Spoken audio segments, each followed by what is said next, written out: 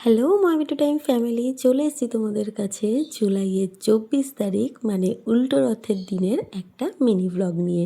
সকাল সকাল ভাবিনকে স্কুলে দিয়ে আমি এইদিকে চলে এসেছি ফুলের মালা আর মিষ্টি কিনতে।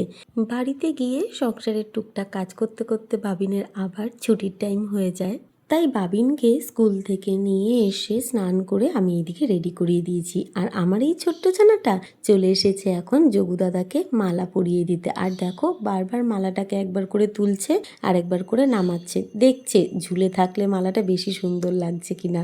যাই হোক, মালা পরিয়ে যোগু দাদাকে এখন বাবিন কিন্তু প্রণাম করে আবার আমার মাথাতেও ঠেকিয়ে দিচ্ছে, যেরকম ঠিক ছোটবেলায় আমি করতাম বাবিনের সাথে, ঠিক সেইগুলোই। আর জানো তো, কখনো কিন্তু আমি বাবিনকে নিজের হাতে ধরে এগুলো শেখাইনি, ও আমাকে দেখে দেখে যেরকম শিখেছে বাকিটা ওর মন থেকেই করে। চলো সোজা চলে এসেছি সন্ধেবেলায়, এখানে ঠাকুরকে সন্ধে দিয়ে আমি কিন্তু যোগু দাদাকেও একটুখানি প্রদীপ আর ধুনো দিয়ে আরতি করে নিয়েছি। এই বছর উল্টো রথে যোগু দাদাকে নিয়ে আর বাইরে ঘুরতে যাইনি, বাবিনকে বললাম বাড়িতেই রথটা টেনে নাও। জয় জগন্নাথ রে জয় জগন্নাথ জয় জগন্নাথ রে জয় জগন্নাথ।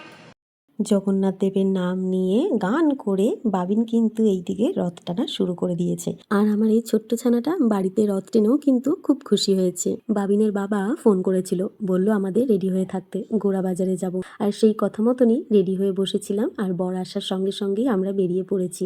তিনটে রথ দেখে বাবিন খুব খুশি। সঙ্গে জগন্নাথ দেবের প্রসাদ পাওয়াটা উপরি পাওনা ছিল।